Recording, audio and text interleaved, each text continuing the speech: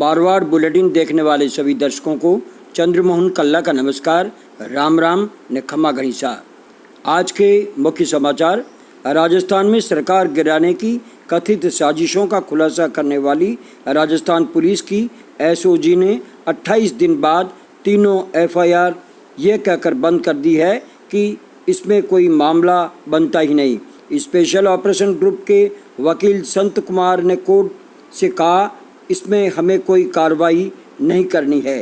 Court ने इसके साथ ही इस मामले में गिरफ्तार संजय जैन, भरत मालानी और अशोक सिंह को छोड़ने के आदेश दे दिए हैं। हालांकि संजय जैन अभी भी एंटी करप्शन ब्यूरो से 5 दिन के पुलिस रिमांड पर है। विधायक खरीद फरोख्त मामले में अब नया मोड़ आ गया है। प्रदेश के मुख्यमंत्री अशोक गहलोत के पास गृह मंत्रालय है और एसओजी उसी के अधीन आती है। अचानक एसओजी का फाइल बंद करने को कांग्रेस हाईकमान के निर्देश से जोड़कर देखा जा रहा है और बताया जा रहा है कि सचिन पायलट को वापस लाने की रणनीति का ये हिस्सा है जिसे हाईकमान संभाल रहा है, जिसमें सचिन पायलट अपने साथियों के साथ वापसी इसी शर्त पर कर रहे हैं कि उनके विरुद्ध जो भी मुकदमे हैं वे वापस ले लिए जाएं। बताया जाता है कि हाईकोर्ट के निर्देश के बाद सीएम अशोक गहलोत के तेवर ढीले पड़ गए हैं और हाईकमान ने जब ये कहा कि ये सभी मामले वापस लो तो अशोक गहलोत भी अपनी सरकारी फाइलें निपटाने में लगे हैं। अचानक इस तरह के फैसलों से कांग्रेस की राजस्थान की राजनीति में नया मोड़ आने का संकेत है। सचिन पायलट को किस पद पर नवाजा जाता है या गहलोत को किस तरह से मनाया जाता है, यही बात 14 अगस्त को विधानसभा सत्र के दौरान ही सामने आ सकती है। इसी घटनाक्रम पर भारतीय जनता पार्टी की पूर्व सीएम वसुंधरा राजे की भी नज़रें टिकी हुई है। यही कारण है कि सोमनाथ मंदिर दर्शन के बहाने प्रशिक्षण देने के लिए भारतीय जनता पार्टी के विधायकों की गुजरात में बाड़ेबंदी कर दी गई है। बताया जाता है कि कई भाजपा के वसुंधरा राजे समर्थक विधायकों को सबसे पहले गुजरात भेजा गया है। मज़े की बात यह है कि बाड़मेर और जैसलमेर के विधायक अपने क्षेत्र में हैं और वे वसुंधरा गुट के बताए जाते हैं। इन सभी विधायकों को 12 अगस्त तक गुजरात में ही रखा जाएगा। अभी भाजपा की निगाहें बसपा के विधायकों को कोर्ट के नोटिस के बाद 11 अगस्त का इंतज़ार है, जब न्यायालय के महत्वपूर्ण निर्णय के बाद अशोक गहलोत सरकार का भविष्य तय होगा। अगर उनका कांग्रेस में विलय गलत माना जाता है तो बसपा उन्हें व्हिप जारी कर कांग्रेस के विरुद्ध वोट करने का कहेगी। ऐसी हालत में वे कांग्रेस को वोट भी दे सकते हैं।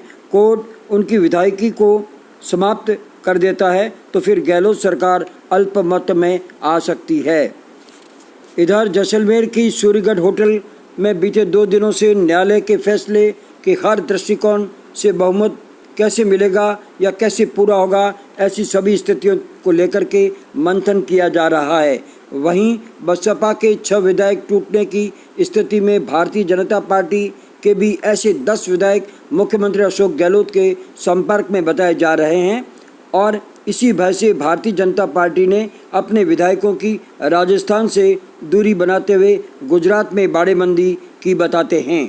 आज 6 विधायक विशेष चार्टर विमान से गुजरात रवाना कर दिए गए। वहीं पहले ही जा चुके जयपुर के विधायक और अन्य नेता जो 20 विधायक माने जा रहे हैं वे गुजरात पहुंच चुके हैं और जयपुर विधायक अशोक लाहोटी ने मीडिया से कहा है कि हमारे कुछ विधायकों को सरकार डरा धमका रही है, इसलिए इन विधायकों को गुजरात सैर सपाटे पर भेजा गया है। उधर जैसलमेर में होटल के बाहर जिस तरह से विधायक मंदिर दर्शन और सैर सपाटा कर रहे हैं तो वहां पर सुरक्षा बढ़ा दी गई है, लेकिन राजस्थान पुलिसकर्मी हर विधायक पर नज़र रखे हुए हैं।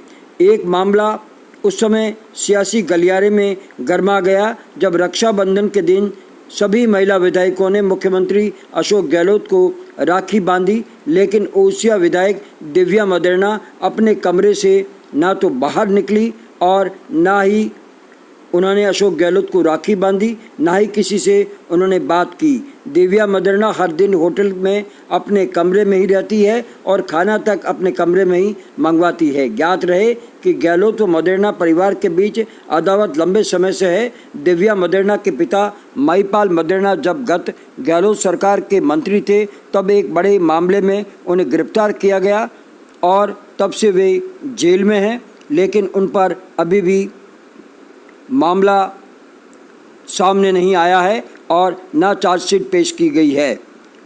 तब से ये अदावत ज़्यादा बढ़ गई थी, लेकिन गहलोत ने किसी की परवाह किए बिना पहले महिपाल मदेरणा की बीवी लीला मदेरणा को ओसिया से टिकट देकर के चुनाव लड़वाया। वो हार गई, लेकिन गत विधानसभा चुनाव में दिव्या मदेरणा को टिकट दिया गया और जिताने के लिए अपना पूरा दम भी लगा दिया। सूत्र तो यहाँ तक बताते हैं कि दिव्या मदेरणा और 5 ऐसे विधायक हैं जो सचिन पायलट गुट के माने जाते हैं और ऐसी आशंका है कि वे गहलोत के विरुद्ध वोट दे सकते हैं। बताया तो ये भी जाता है कि जैसलमेर में हरियाणा व गुजरात की गाड़ियों की आवाजाही बढ़ने से भी सरकार के कान खड़े हो गए हैं। इधर जैसलमेर में कांग्रेस राष्ट्रीय महासचिव वेणुगोपाल व अजय माकन ने विधायकों के साथ नाश्ता किया और मंथन किया। वहीं वे आज फिर विधायकों की पूरी रिपोर्ट हाईकमान को भेजेंगे और मुख्यमंत्री अशोक गहलोत से भी बातचीत की है, जो कि जैसलमेर नहीं आए हैं और जयपुर में ही सरकार चलाने में व्यस्त हैं। इधर भारतीय जनता पार्टी की परेशानियां भी कम नहीं है। लंबे समय तक चुप्पी साधे हुए पूर्व मुख्यमंत्री वसुंधरा राजे अचानक सक्रिय हो गई है। वे पहले राष्ट्रीय अध्यक्ष नड्डा को खरी खरी सुनाकर आई तो शनिवार को वे रक्षा मंत्री राजनाथ सिंह से मिलने पहुंची। उन्होंने राजनाथ सिंह से वर्तमान प्रदेश संगठन में उनकी राय नहीं लेने की शिकायत की और कुछ नेताओं व विशेष तौर से केंद्र सरकार की सहयोगी रालोपा के हनुमान बेनीवाल द्वारा बार बार उन पर गहलोत से मिली भगत की खुल्लम खुल्ला आरोप लगाने पर ऐतराज जताया है। भाजपा का राष्ट्रीय प्रदेश संगठन इस पर चुप्पी साधे हुए है। इस पर भी राजे ने सवाल खड़ा किया है। राजनाथ सिंह से राजे ने कहा कि जिस पार्टी की मेरी मां ने सींचा है और जिस भाजपा संगठन को वे मां समान मानती है, तो फिर ऐसे आरोप क्यों।